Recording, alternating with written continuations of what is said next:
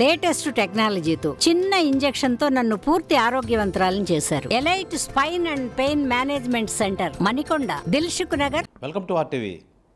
మనతో పాటు మాజీ సిబిఐ జేడీ అలాగే జై భారత్ నేషనల్ పార్టీ అధ్యక్షులు వివి లక్ష్మీనారాయణ మనతో పాటు ఉన్నారు. అసలు ఎన్నికలకి ఏ విధంగా ముందుకెళ్తున్నారు, గత కొన్ని రోజుల నుంచి ఎన్నికల ప్రచారంలో నిమగ్నమై ఉన్నారు, ఆయన ఏ విధంగా ప్రజలను ఎదుర్కొంటున్నారు, ప్రజల నుంచి ఎలాంటి స్పందన వస్తుందని చెప్పి వివి లక్ష్మీనారాయణ గారిని అడిగి తెలుసుకుందాం. సార్ నమస్తే. సార్ జై భారత్ అండి.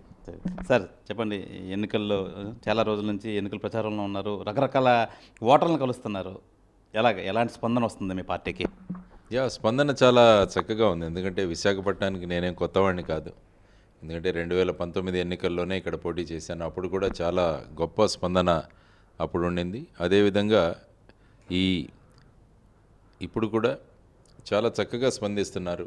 గత ఎలక్షన్లో మీకే ఓటు వేశామని అనేవాళ్ళు చాలామంది, మీరు ఈ విధంగా పోటీ చేయడం చాలా బాగుంది అనేవాళ్ళు, తర్వాత ఏదో ఒక మార్పు రావాలి, ఒక స్వతంత్రమైన గొంతుకు అసెంబ్లీలోనూ పార్లమెంట్లోనూ వినిపించాలి అని చాలామంది అభిప్రాయాలు వ్యక్తం చేశారు. అంటే ఇది అన్ని రకాల ప్రజల నుంచి స్పందన వస్తుంది. సో ఆ విధంగా ప్రచారం చేసుకుంటూ వెళుతుంటే ఈవెన్ ఈ మండు టెండలు కూడా మాకేమీ సాంత్వనంగా కనిపిస్తున్నాయి. అవేవి ఆ ఎండల యొక్క తీవ్రత కూడా అనిపించట్లేదు. ప్రజలు చెబుతున్న మాటలు, వాళ్ళు వ్యక్తం చేస్తున్న అభిప్రాయాలు, ఇవన్నీ కూడా గొప్ప అనుభూతికి లోనవుతున్నాను. ఆ తర్వాత ఇంకా ఉత్సాహంగా ముందుకు వెళ్ళే విధంగా వాళ్ళ మాటలు నన్ను ప్రోత్సహిస్తున్నాయి. దానికి ఎప్పుడు కూడా నేను విశాఖవాసులకి, విశాఖపట్నంలో ఉన్న వారి ఆలోచన విధానానికి ఎప్పుడు నేను కృతజ్ఞతలు తెలియజేస్తూనే ఉంటాను. ఎందుకంటే ఒక చైతన్యం పొందిన సమాజం ఇది. కాబట్టి అటువంటి సమాజంలో అటువంటి వ్యక్తులతో పోటీ చేయడం, అటువంటి వ్యక్తులతో నేను ప్రయాణం చేయడం అన్నది నిజంగా ఒక గొప్ప అనుభూతి అని నేను భావిస్తాను. సార్, సాధారణంగా ఎన్నికల్లో పొలిటీషియన్స్ ఎక్కువ ఈ ఎలైట్ రేషియో మీద ఎక్కువ ఆసక్తి చూపిస్తుంటూ ఉంటారు, ఎక్కువ నమ్మకం పెట్టుకుంటూ ఉంటారు. ఏమంటారు ప్రస్తుత ఎన్నికల్లో మీరేమంటారు? అలాగే ఏం లేదండి. యాక్చువల్గా మీరు చూసుకుంటే సుమారుగా ఉత్తర నియోజకవర్గంలో 2,96,000 దాకా ఉన్నారు ఇప్పుడు ఓటర్స్. వీళ్ళంతా కూడా విస్తృతంగా వ్యాప్తి చెంది ఉన్నారు. అంటే సీతమ్మదార్ లాంటి ప్రాంతాలు ఉన్నాయి, లేకుంటే మిగతా ప్రాంతాలు కూడా ఉన్నాయి. కాబట్టి మిక్స్డ్ పాపులేషన్ మన దగ్గర ఉంది. కాబట్టి వారితో ఆ విధంగా ఎప్పుడూ కూడా ఒక పర్టికులర్ వర్గాన్ని మాత్రమే ఎన్నుకుంటే మనం ఎలక్షన్లో ముందుకు జయించడం కష్టం. అందరినీ కలవాలి, అందరి సమస్యలు తెలుసుకోవాలి, అందరినీ మనతో పాటు తీసుకువెళ్ళగలిగితేనే ప్రజలు ఆ విధంగా మనకు స్పందిస్తారు. కాబట్టి మీరు అన్నట్టు నా అభిప్రాయంలో అందరూ కూడా ప్రజాస్వామ్యంలో భాగస్వామ్యులు, ప్రతి వర్గం కూడా ఇందులో భాగస్వామ్యం వహిస్తుంది. కాబట్టి అందరినీ కలవడం, అందరి యొక్క అభిప్రాయాలను తెలుసుకోవడం, తర్వాత వారు ఏ విధంగా ఆలోచిస్తారన్నది తెలుసుకొని ఆ విధంగా మన మేనిఫెస్టోలు అవి తయారు చేయడానికి మనకు చక్కగా వారి స్పందన కావచ్చు, వారితో మమేకమవడం కావచ్చు, ఇవి రెండు కూడా మనకు చాలా ఉపయోగపడతాయని నేను అనుకుంటాను. Sir, BJP central party BJP కూడా ఈ ఎలైట్ ఓట్ బ్యాంకింగ్ నమ్ముతుంది అంటారా? ఏమంటారు, మీరేమంటారు? అంటే జనరల్గా ఇంతకుముందు ఎలా ఉండేదంటే భారతీయ జనతా పార్టీ వచ్చేసి అర్బన్ ఫినామినాగా ఉండేది. ఇంతకుముందు మొదట్లో వాళ్ళు ఎప్పుడైతే 2 సీట్లు గెలుచుకున్నారో అప్పటి నుంచి వారి ప్రయాణం చూస్తే బీజేపీ జనరల్గా అర్బన్ ఏరియాలో ఎక్కువగా కాన్సన్ట్రేషన్ ఉండింది. కానీ క్రమక్రమంగా వారు ఈవెన్ రూరల్ లెవెల్లో కూడా ఇప్పుడు దిగారు. అందుకనే కేంద్రంలో ఒక ప్రభుత్వం స్థాపించే స్థాయికి వాళ్ళు వెళ్ళగలిగారు. అంటే స్వతంత్రంగా, అంటే ఏమాత్రం ఎవరితో పొత్తులు లేకుండా, అలయన్సెస్ లేకుండా వారు స్థాపించే స్థాయికి వెళ్ళారు. అందువల్ల మీరు అన్నట్టు కేవలం అర్బనే కాదు, రూరల్లో కూడా మనం విస్తరించాలంటే అందరికీ సంబంధించి మన ఆలోచనలు ఉండాలి, అందరికీ సంబంధించి మన ప్రభుత్వ విధానాలు ఉండాలి. అప్పుడే ఏమవుతుందంటే మొత్తం అర్బన్ కావచ్చు, రూరల్ కావచ్చు, అందరూ కూడా ఆ ప్రభుత్వాలను ఆదరిస్తాయన్నది మనం నేర్చుకోవాలి. సార్, గత ఎన్నికల్లో అయితే మీరు జనసేన పార్టీ నుంచి జై భారత్ నేషనల్ పార్టీ పెట్టడానికి గల ముఖ్య కారణం ఏంటంటారు? గత ఎన్నికల గురించి మీరు మాట్లాడారు. 2019లో నేను వచ్చిన తర్వాత 17 రోజుల్లో ఎలక్షన్స్ అయ్యాయి.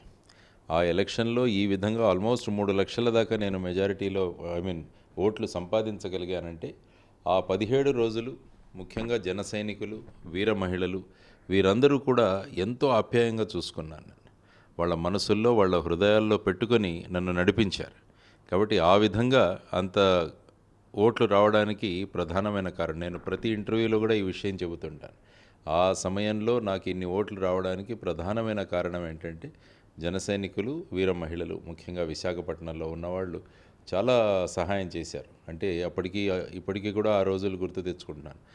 ఉదయం 6 గంటలకు బయలుదేరి రాత్రి 10, 12 అయిపోయేది. వీరు వెంట ఉండేవాళ్ళు, ఎప్పుడు పిలిచినా రెడీగా ఉండేవాళ్ళు. కాబట్టి ఆ విధమైన అనుభవంతో గత ఎన్నికల్లో నేను పోటీ చేయడం జరిగింది. ఆ తర్వాత ఈ 5 సంవత్సరాల్లో అనేక విషయాలు చేశాం. ముఖ్యంగా ఏమంటే కోవిడ్ వచ్చింది. ఇక్కడ కోవిడ్ సమయంలో కూడా విశాఖపట్నంలోనే కాదు, మా జాయిన్ ఫర్ డెవలప్మెంట్ ఫౌండేషన్ ద్వారా మొత్తం ఆంధ్రప్రదేశ్లో కోవిడ్కి చాలా పని చేశాం. ఫర్ ఎగ్జాంపుల్ వలస కార్మికులకు వాళ్ళకి సహాయం అందించడం, ఇక్కడ వచ్చేసి ముఖ్యంగా చెస్ట్ హాస్పిటల్లో ఆక్సిజన్ సిలిండర్స్ అవి సప్లై చేశాం. ఆక్సిజన్ కాన్సన్ట్రేటర్స్ కూడా ఇవ్వడం జరిగింది భద్రాచలంలో, మిగతా అనేక ప్రాంతాల్లో. సో 2 సంవత్సరాలు ముఖ్యంగా ఈ కోవిడ్లోనే జరిగింది. ఆ తర్వాత ముఖ్యంగా విశాఖపట్నంలో ఉంటూ, ఎందుకంటే నా join for development foundation activities అన్నది మొత్తం ఆంధ్రప్రదేశ్లో విస్తరించింది, ఆంధ్రప్రదేశ్ అండ్ తెలంగాణ. కాబట్టి ముఖ్యంగా అక్కడ లైబ్రరీస్ ఎస్టాబ్లిష్ చేయడం కావచ్చు. ఆ తర్వాత ఇక్కడ చూస్తే కేజీహెచ్ హాస్పిటల్లో బేసిక్గా అనేక సమస్యలు ఉన్నాయి. వాటన్నింటినీ తీర్చడానికి ఇక్కడున్న సిఎస్ఆర్, కార్పొరేట్ సోషల్ రెస్పాన్సిబిలిటీలో కొన్ని ఫండ్స్ తీసుకొచ్చి వాటన్నింటినీ కూడా కేజీహెచ్లో బేసిక్ రిపేర్స్ టేకప్ చేయడం. ఆ తర్వాత జాబ్ మేళా అన్నది ఒకటి కండక్ట్ చేశాం మేము. జాబ్ మేళా సుమారుగా 1000 మందికి ఉద్యోగాలు కల్పించే అవకాశాన్ని కూడా కల్పించాను. ఆ తర్వాత ఈ 2-3 సంవత్సరాల్లో కౌలు రైతుల కష్టాలు తెలుసుకోవాలన్న ఉద్దేశంలో ఒక 12 ఎకరాలు కౌలుకు తీసుకొని వ్యవసాయం చేస్తూ ఉండేవాడిని రాజమండ్రి దగ్గర ధర్మవరంలో. కాబట్టి ఈ విధంగా ఈ 5 సంవత్సరాలలో అనేక మార్పులు, అనేక అనుభవాలు వచ్చాయి. ముఖ్యంగా స్టీల్ ప్లాంట్ ప్రైవేటీకరణకు విరుద్ధంగా చేసిన పోరాటం ఇది కూడా చాలా ముఖ్యమైనది. తరువాత ప్రత్యేక హోదా కోసం, విభజన హామీల కోసం ఇప్పుడు చేస్తున్న పోరాటం. సో ఈ విధంగా చూసుకుంటే మీరు ముఖ్యంగా స్టీల్ ప్లాంట్ దీంట్లో అక్కడ కార్మిక సంఘాలతో పాటు కూర్చొని అక్కడ వారిని సపోర్ట్ చేయడం, ఆ తర్వాత ఏపీ హైకోర్టులో ఒక పబ్లిక్ ఇంట్రెస్ట్ లిటిగేషన్ వేసి కేంద్ర ప్రభుత్వం మీద ఒత్తిడి తెచ్చి ఇప్పుడు తాత్కాలికంగా ఆ ప్రక్రియను కొద్ది రోజులు ఆపగలిగాం. సో ఈ విధంగా అప్పుడు ఎలక్షన్స్ అయిన తర్వాత నుంచి ఇప్పటి వరకు విశాఖపట్నంలో ఉంటూ, విశాఖపట్నంలోనే కాక మొత్తం ఆంధ్రప్రదేశ్, తెలంగాణలో కూడా అనేక కార్యక్రమాలు జాయిన్ ఫర్ డెవలప్మెంట్ ఫౌండేషన్ ద్వారా జరపడం జరిగింది. అనేకమైన ప్రజా సమస్యలను కూడా పోరాటం చేయడం జరిగింది. సార్ లక్ష్మీనారాయణ గారు, ఇప్పుడు ఇవన్నీ చాలా కార్యక్రమాలు చేశారు, చాలా మంచి కార్యక్రమాలు చేశారు. ఇవన్నీ జై భారత్ నేషనల్ పార్టీ కోసం ప్రీ ప్లాన్గా చేశారంటారా? అవేమీ లేదు. జై భారత్ నేషనల్ పార్టీ అన్నది ఇది ఒక సడన్గా పుట్టుకొచ్చిన ఐడియా. యాక్చువల్గా మేము ఏమనుకున్నామంటే ఆంధ్రప్రదేశ్ రాష్ట్రంలో ఒక ప్రత్యేక గొంతుక అన్నది అవసరం. ఎందుకంటే ఇక్కడ చూసుకుంటే 2 కుటుంబాలు, 4 పార్టీలు. ఇది ఆంధ్రప్రదేశ్ రాష్ట్రం యొక్క, ఎందుకంటే కుటుంబ పాలన వద్దనుకున్నాం మనం, కానీ మళ్ళా చూస్తే కుటుంబ పాలన దిశగానే వెళుతున్నాం. అందువల్ల ఈ విధంగా ప్రజాస్వామ్యం ఏదైనా ప్రమాదంలో పడుతుందా అన్న ఉద్దేశంలో ఆలోచన చేసి అప్పుడు జై భారత్ నేషనల్ పార్టీ అన్నది ముందుకు తీసుకురావడం జరిగింది. ఇక్కడ ఎక్కడా కూడా ఇవన్నీ చేసింది అన్నది ఎప్పుడూ కూడా ఆ విధంగా ఆలోచించను. ఎందుకంటే రాష్ట్రానికి ఏ విధమైన సమస్యలు ఉన్నాయో, రాష్ట్రానికి ఏ విధమైన అవసరాలు ఉన్నాయో ఆ విధంగా స్పందించడం జరిగింది. అందుకనే ఈ జై భారత్ నేషనల్ పార్టీ అన్నది తీసుకురావడం, అంటే ప్రజల గొంతుకలు వినపడడానికి, ప్రజల గొంతు వినిపించడానికి ఎక్కడో ఒక చోట ఒక ప్లాట్ఫామ్ అన్నది అవసరం. చాలా పార్టీలు చూసుకుంటే మెజారిటీ వయసు మీరిన వారికి సీట్లు ఇస్తున్నారు, 6 సార్లు 7 సార్లు ఎమ్మెల్యేలు ఇలాంటివైన. కానీ జై భారత్ నేషనల్ పార్టీ యువతరానికి లీడర్షిప్ క్రియేట్ చేయాలన్నది ప్రధానమైన ఉద్దేశం. అందువల్ల ఇప్పుడు చూసుకుంటే యువతరాన్ని పెద్ద పెట్టుగా అట్రాక్ట్ చేసింది, ఆకర్షించింది జై భారత్ నేషనల్ పార్టీ. తర్వాత మేము ఇచ్చిన సీట్లలో కూడా చాలామంది యువతరం ఉన్నారు. మా సరాసరి వయసు 38-39 సంవత్సరాలు. ఇది జై భారత్ నేషనల్ పార్టీ పెట్టడం, ఆ తర్వాత దాన్ని ఏ విధంగా ముందుకు తీసుకువెళ్ళడం, దాంట్లో యువత ప్రధానమైన పాత్ర పోషిస్తుందని నేను తెలియజేస్తున్నాను. సార్, మీ జై భారత్ పార్టీ పెట్టారు, ఓవరాల్గా మీ అభ్యర్థులు విజయ అవకాశాలు ఏ విధంగా ఉండబోతున్నాయి అని మీరు అంటున్నారు? అంటే మేము ఎలాగుంటుందంటే మా ఎఫర్ట్స్ పెడతాం, అంటే ప్రయత్నం చేయడం అన్నది చాలా ముఖ్యం. నేను మా క్యాండిడేట్లందరికీ చెప్పింది ఇదే, మనకు వీలైనంత ప్రయత్నం మనం చేద్దాం. 100% మన ప్రయత్నాలు సక్సెస్ఫుల్గా జరగాలి. ఆ తరువాత మనం ఏదైతే తెలియజేస్తామో ఓటర్లు ఏ విధంగా స్పందిస్తారన్నది వారి మీద ఆధారపడి ఉంటుంది. కాబట్టి ఫైనల్గా ఎన్ని సీట్లు వస్తాయని చెప్పడం కన్నా మన ప్రయత్నాలు ఎంత మటుకు మనం సఫలీకృతమయ్యాయి అన్నదాన్ని, ఎందుకంటే పార్టీ జస్ట్ ఒక 4 నెలల ముందు నుంచే ఏర్పడిన పార్టీ. అటువంటి పార్టీ సుమారుగా 80 అసెంబ్లీ స్థానాల్లోనూ, 10 లోక్సభ స్థానాల్లోనూ, 5 తెలంగాణలో పార్లమెంటు స్థానాల్లో, లోక్సభ స్థానాల్లో పోటీ చేయడం అన్నది ఒక రికార్డ్. సో ఆ విధంగా చేసుకుంటూ వెళుతుంటే మొదటి అడుగు బ్రహ్మాండంగా పడింది. ఇప్పుడు చూద్దాం ఓటర్లు ఏ విధంగా స్పందిస్తారో జై భారత్ నేషనల్ పార్టీ. అయినా కూడా ఈ పోరాటం అన్నది కొనసాగుతుంది.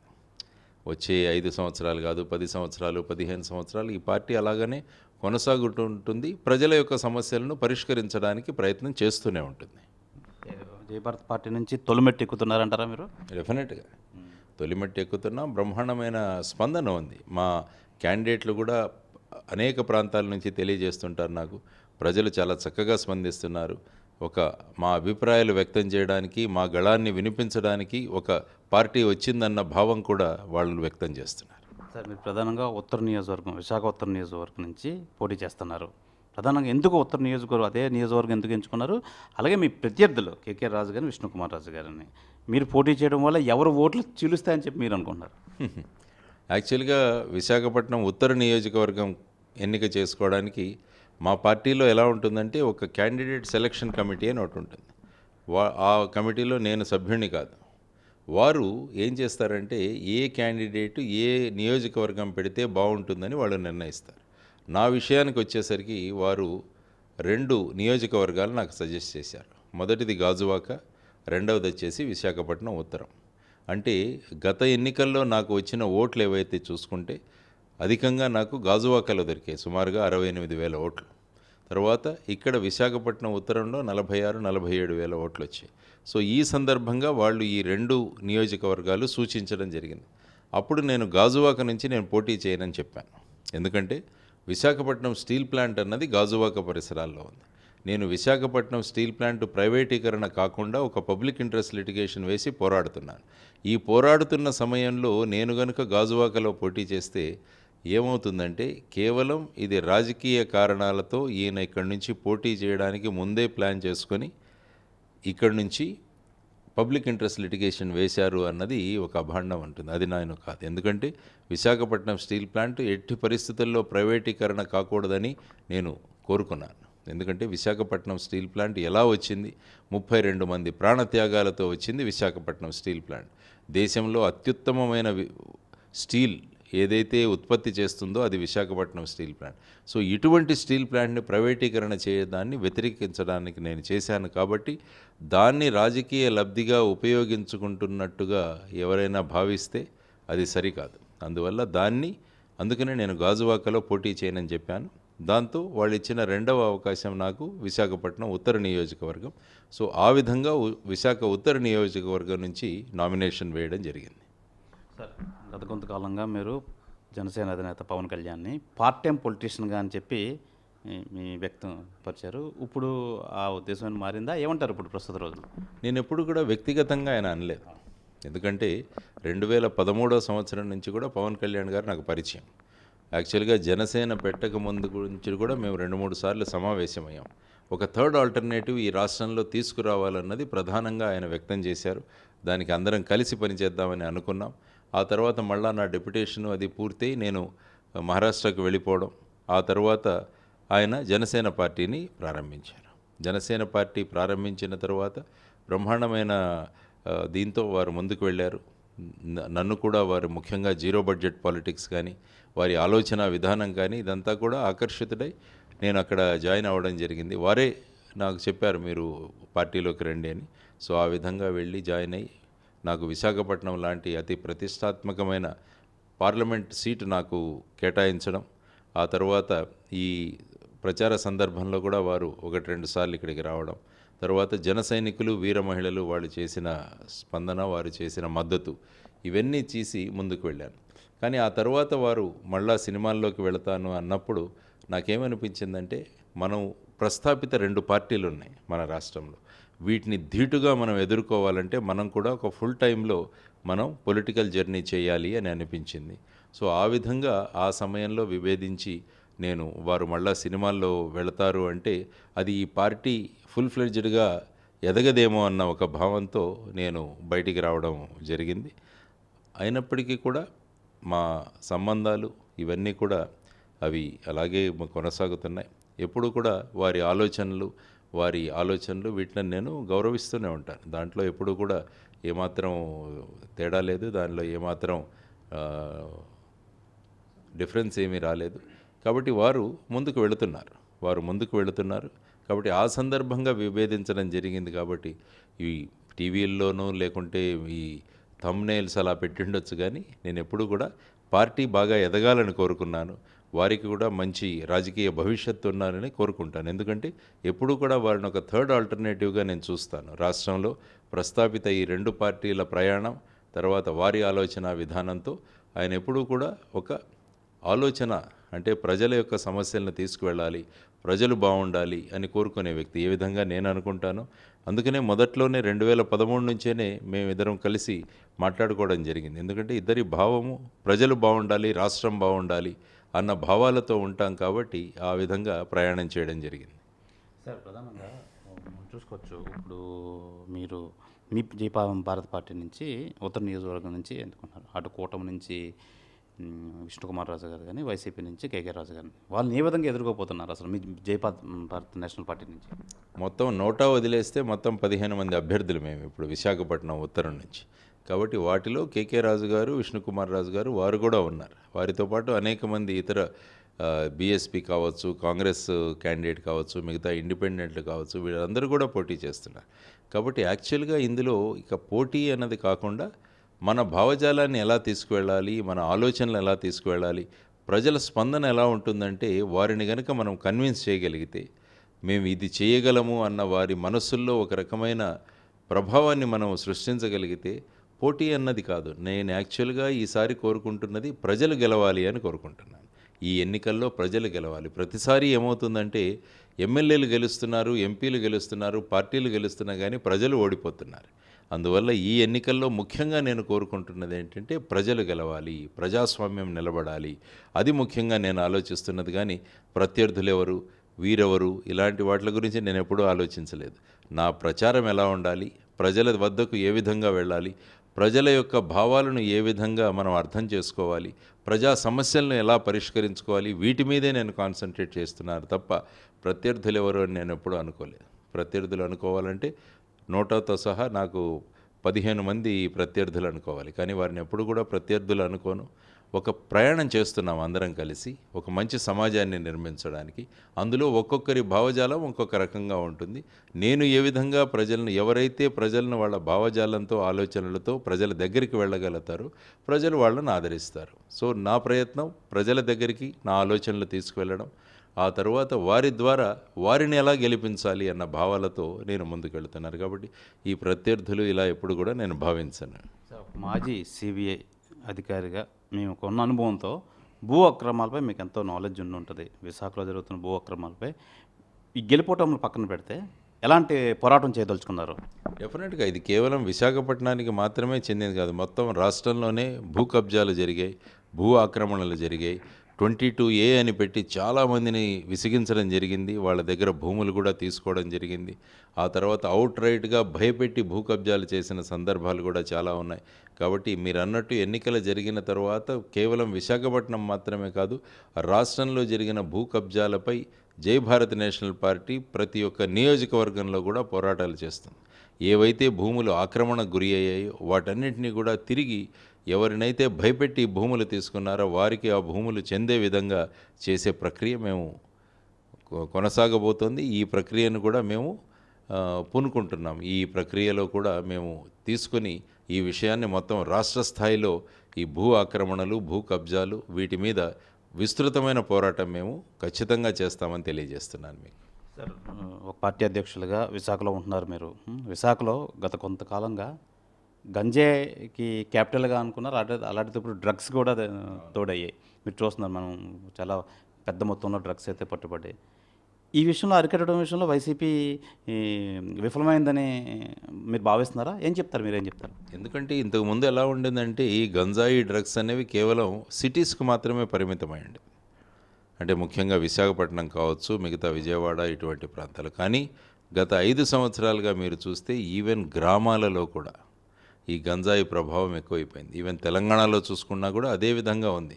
మనం సోషల్ మీడియాలో చూడొచ్చు, చాలామంది చిన్న పిల్లలు 4, 5, 6 తరగతులు చదువుతున్న పిల్లలు కూడా వీటికి బలి అవుతున్నారు. మొన్న ఒక సైకియాట్రిస్ట్ కలిశారు.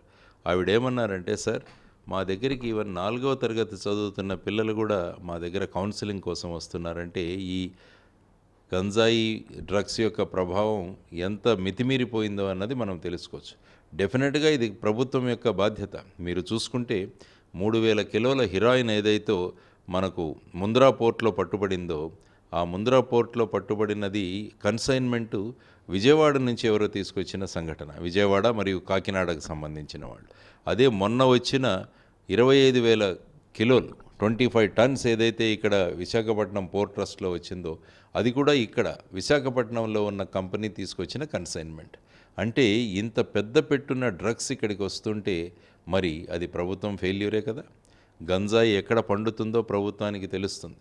మన రిమోట్ సెన్సింగ్తో మనం గమనించగలిగితే ఏ ప్రాంతాల్లో ఏ పంటలు పండుతున్నాయనేది మనకు క్లియర్గా తెలుస్తుంది. కాబట్టి ఆ ప్రాంతాలలో ఆ గంజాయిని ఎందుకు ప్రభుత్వం నిరోధించట్లేదు, నిషేధించట్లేదు అన్నది ముఖ్యంగా ఆలోచించాలి. వన్స్ ఎప్పుడైతే సోర్స్ను కనుక మనం కట్ చేయగలిగితే ఆటోమేటిక్గా దాని సప్లై రవాణా అన్నది తగ్గిపోతుంది. సో ఇప్పుడు గ్రామాలకి ఇది చేరిందంటే సోర్స్ను కట్ చేయలేకపోతున్నాం. దాని వెనకాల కారణాలేంటి? ఏవైనా రాజకీయ కారణాలు ఉన్నాయా? ఎవరైనా డ్రగ్ మాఫియా అందులో దిగిందా? ఇవన్నీ కూడా బయటికి తీయాల్సిన అంశాలు. కాబట్టి నేను అనుకోవడం ఖచ్చితంగా ప్రభుత్వం యొక్క ఫెయిల్యూరే. ఎందుకంటే ఈ డ్రగ్స్ వల్ల ఒక యువతరం, ఒక జనరేషన్ పాడైపోయే అవకాశం ఉంటుంది. అందువల్ల దీనిలో ప్రభుత్వం బాధ్యత వహించాల్సిన అవసరం చాలా ఉంది. మన విశాఖపట్నం డ్రగ్స్ పట్టుబడగానే 2-3 రోజులు పేపర్లలో రాజకీయ పార్టీల వాళ్ళ పేర్లు వచ్చి, ఈ ఎవరైతే వ్యక్తి ఆర్డర్ ఇచ్చారో వాడికి వీళ్ళు బంధువులని, వీళ్ళ దగ్గర వీళ్ళు పనిచేస్తారని, ఆయన వీళ్లతో దిగిన ఫోటోలు, వాళ్లతో దిగిన ఫోటోలు, ఇవి ఒక వారం రోజులు నడిచాయి. అంటే ఈ డ్రగ్ దీని వెనకాల ఉన్న వ్యక్తులు ఎవరైతే ఉన్నారో వారికి రాజకీయ పార్టీలతో ఉన్న వాళ్ళతో సత్సంబంధాలు ఉన్నాయన్నది తెలుస్తుంది. అందువల్ల ఈ డ్రగ్స్ నిరోధించడం, డ్రగ్స్ను కంట్రోల్ చేయడం అన్నది it is the responsibility of the government. కాబట్టి గవర్నమెంట్ ఈ విషయంలో ఎందుకు ఇంత ఉదాసీనంగా ఉంది అని వాళ్ళు ఏమంటారంటే, మేము ఇన్ని కిలోలు పట్టాము, ఇంతకుముందు ఇన్ని కిలోలు పట్టారు, ఈ విధంగా మాట్లాడుతున్నాం. మీరు సోర్స్లో ఎందుకు కట్ చేయలేదని నేను అడుగుతున్నాను. గంజాయి ఎక్కడ పండుతుందో మనకు తెలుసు. కాబట్టి వాటిని కనుక మనం నిరోధించగలిగితే ఈ డ్రగ్స్, గంజాయి యొక్క విస్తారం ఏదైతే ఉందో, వ్యాపకం ఏమైతే ఉందో, ఏ విధంగా అవి చిన్న చిన్న గ్రామాలకు చేరుతున్నాయో వీటిని కంట్రోల్ చేయవచ్చు. సో మీరన్నట్టు yes, it's a failure of the government, there is no doubt about it. Sir, ఉత్తర నియోజకవర్గంలో మీరు విజయం సాధిస్తే మీరు ప్రజలకు అందుబాటులో ఉండరు అని చెప్పి ఒకానొక సందర్భంలో మీ ప్రత్యర్థులిద్దరూ అన్న మాటలైతే ఉన్నాయి. దాని గురించి మీరు ఏమంటారు? అంటే ఇదే అంటాను, ఈ ప్రత్యర్థులు వాళ్ళు నన్ను ప్రత్యర్థులుగా భావిస్తున్నారు. నేనేంటంటే ప్రజలకు ఎలా ఉంటారు, నేను ఇక్కడే ఉన్నాను విశాఖపట్నంలో గత 5 సంవత్సరాలుగా కూడా. సిరిపురంలో ఉండేవాడిని, ఇప్పుడు ఇక్కడికి మారాను. సో ఇక్కడే ఉంటాను, there is no question about it. అంటే ఏంటంటే ఇటువంటి కారణాలు చెప్పి వాళ్ళు ఏ విధంగా మనల్ని డిఫేమ్ చేయాలన్న దీంట్లో ఉన్నట్టుగా అనుకోండి. వాళ్ళిద్దరూ ఉత్తర నియోజకవర్గంలో ఉంటున్నారు, మీరు ఉండట్లేదని వాళ్ళ అర్థమా ఏంటి? ఏమంటారు, మీరేం చెప్తారు? తెలియదు. మరి ప్రజల గుండెల్లో నేనున్నాను, ప్రజల హృదయాల్లో ఉండడం, ఒక ప్రదేశంలో ఉండడం ముఖ్యం కాదు, ప్రజల గుండెల్లో ఉండడం అన్నది ముఖ్యం, ఆ విషయం.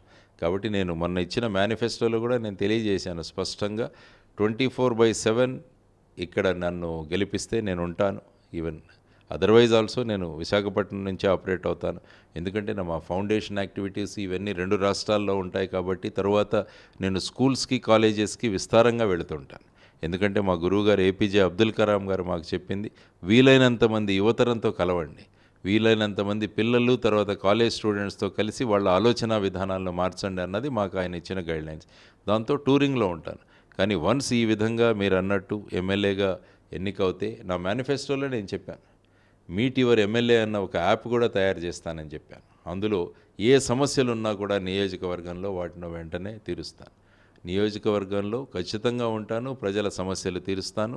ఇది కేవలం ఒక నియోజకవర్గం కాకుండా మొత్తం విశాఖపట్నం తరువాత మొత్తం రాష్ట్రం, ఈ అన్నిట్లో ఉన్న సమస్యలు మేము వాటికి పరిష్కారాల కోసం వెతుకుతాం మా జై భారత్ నేషనల్ పార్టీ తరపున. ఇప్పుడు నియోజకవర్గం, ఉత్తర నియోజకవర్గం అభివృద్ధి అసలు సాధ్యమే అంటారా? వాళ్ళకి ఎలాంటి భరోసా, ప్రధానంగా ఎలాంటి భరోసా ఇస్తారు మీ నియోజకవర్గం, మీరు పోటీ చేస్తున్న నియోజకవర్గం నుంచి? మా నియోజకవర్గంలో ఉన్న అనేక సమస్యలను తీసి వాటన్నిటినీ కూడా క్రోడీకరించి ఒక బాండ్ పేపర్ మీద 100 రూపాయల బాండ్ పేపర్ మీద 4 రోజుల ముందు రిలీజ్ చేశాను నేను. నన్ను గనుక మీరు ఎమ్మెల్యేగా ఎన్నుకుంటే ఈ విధమైన ఇవి చేస్తానని చెప్పేసి 34 విషయాలు దాంట్లో ప్రస్తావించడం జరిగింది. ముఖ్యంగా మీరు అన్నట్టు డ్రగ్స్ గురించి, ఆ తర్వాత మహిళలు, వాళ్ళ ఉద్యోగాలు, తర్వాత యువతరానికి కావలసిన ఉద్యోగ అర్హతలు, వాళ్ళలో ఉన్న నైపుణ్యాల అభివృద్ధి, వీటన్నిటి కోసం ఏమేం చేస్తాను, లైబ్రరీస్ కావచ్చు, నాలెడ్జ్ హబ్ కావచ్చు, స్కిల్ డెవలప్మెంట్ సెంటర్ కావచ్చు, కల్చరల్ సెంటర్ కావచ్చు, ఆ తర్వాత డ్రైనేజ్ సమస్య కావచ్చు, నీటి సమస్య కావచ్చు, యాక్సిడెంట్ల సమస్య కావచ్చు, ఇళ్ల సమస్యలు కావచ్చు, లేకుంటే కొండవాలు ప్రాంతాల యొక్క సమస్యలు కావచ్చు, తర్వాత కేజీహెచ్లో వీరు ఎదుర్కొంటున్న సమస్యలు కావచ్చు, వీటన్నిటినీ కూడా పొందుపరిచి ఒక 34 హామీలు ఏవైతే ఉన్నాయో 100 రూపాయల బాండ్ పేపర్ మీద రిలీజ్ చేయడం జరిగింది. వాళ్ళు ఆ విధంగా ప్రచారం చేయనప్పుడు నేను అదే అడుగుతున్నాను, మీరు కూడా 100 రూపాయల బాండ్ పేపర్ మీద ఇవ్వండి, మీరు ఏం చేస్తారో నియోజకవర్గానికి అన్నది అందరినీ నేను కోరుతున్నాను. ఈవెన్ తెలుగుదేశం అధ్యక్షుడిని, వైఎస్ఆర్సీపీ అధ్యక్షుల్ని, వీరిద్దరినీ కూడా అడిగాను. మీరు వెళ్ళి ప్రతి సభలో ఇది చేస్తాం అది చేస్తామని చెబుతున్నారు, మీ మేనిఫెస్టోలు రిలీజ్ చేస్తున్నారు, ఆ మేనిఫెస్టోలు పేపర్ మీదే ఉంటున్నాయి, కానీ దానికి ఒక న్యాయపరమైన శాంక్టిటీ ఇవ్వడానికి నేను వాళ్ళని అడుగుతున్నాను. ఒక 100 రూపాయల బాండ్ పేపర్ మీద రాసి మీరు రిలీజ్ చేయండి. రేపు మీరు గనక ఈ మేనిఫెస్టోలో ఉన్న అంశాలను రేపు మీరు గనక వాటిని పరిష్కరించకపోతే, వాటిని అమలు చేయకపోతే మరి ప్రజలు ఎక్కడికి వెళతారు? ఇప్పుడు ఈ బాండ్ పేపర్ అన్నది, స్టాంప్ పేపర్ అన్నది ఉంటే ప్రజలు కోర్టులోకి వెళ్ళొచ్చు, పోలీస్ స్టేషన్కి వెళ్ళొచ్చు. ఆ విధంగా కమిట్మెంట్ అన్నది తెలియజేయాలి. సో నేను చేయాల్సిన అంశాలు ఏవైతే ఉన్నాయో 34 అంశాలు స్పష్టంగా ప్రజలందరికీ తెలిసే విధంగా 100 రూపాయల బాండ్ పేపర్ మీద రిలీజ్ చేశాను.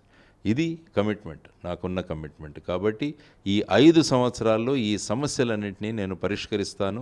నేను ఏం చేయాలనుకుంటానో వాటికి చేస్తాను. ప్రతి 3 నెలలకి ఎమ్మెల్యే ప్రోగ్రెస్ రిపోర్ట్ అన్నది కూడా ప్రజలకు ఇస్తాను.